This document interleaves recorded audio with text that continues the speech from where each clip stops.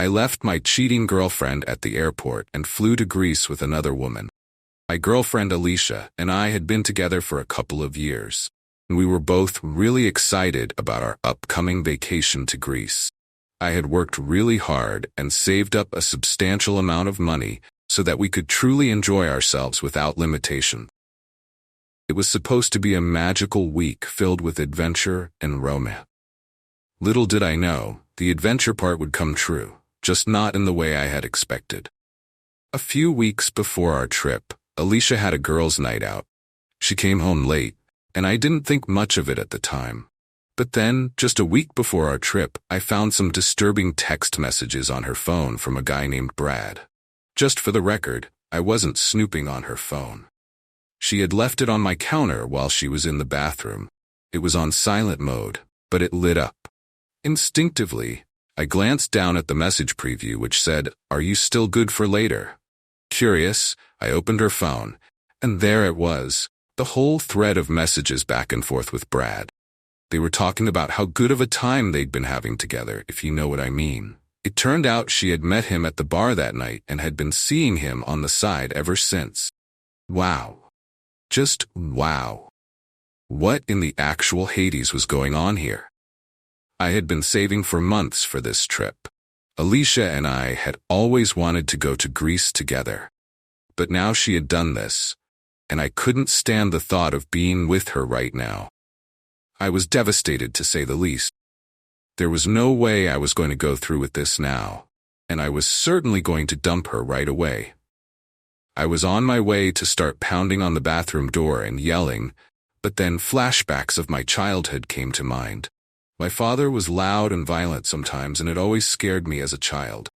I felt like I was about to become him, so I stopped right there, this tight and about an inch from the door. I thought about it.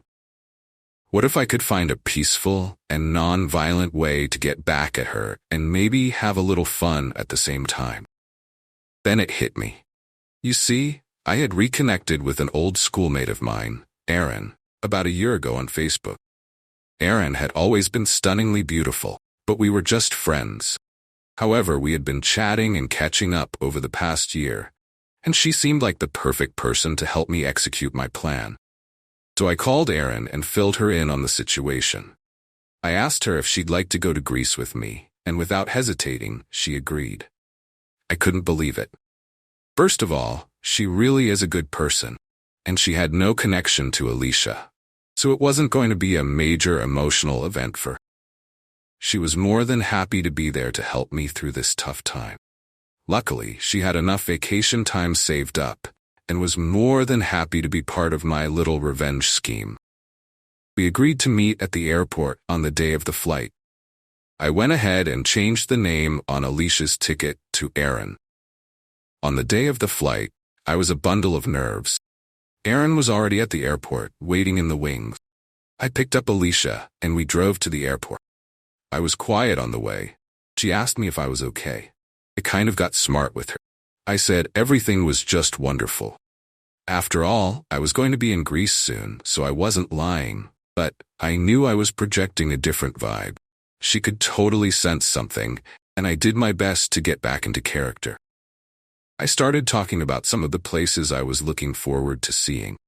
It helped me take the edge off.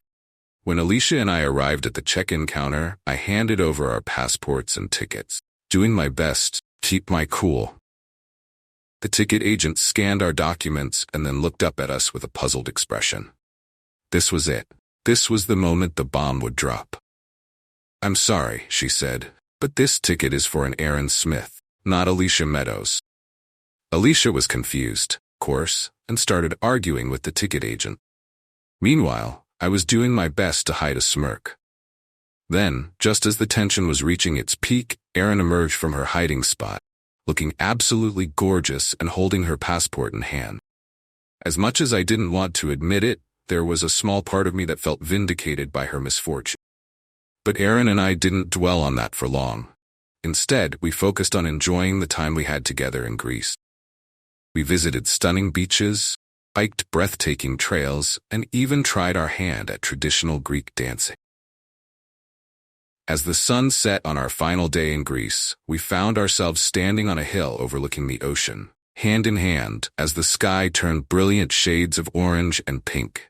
As we stood there, I felt a newfound sense of clarity and purpose.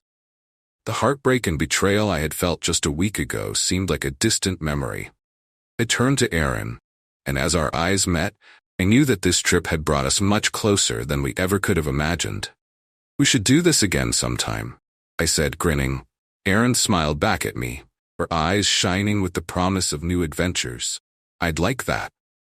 She agreed. So as we boarded the plane back home, it was clear that our trip to Greece had been more than just a vacation.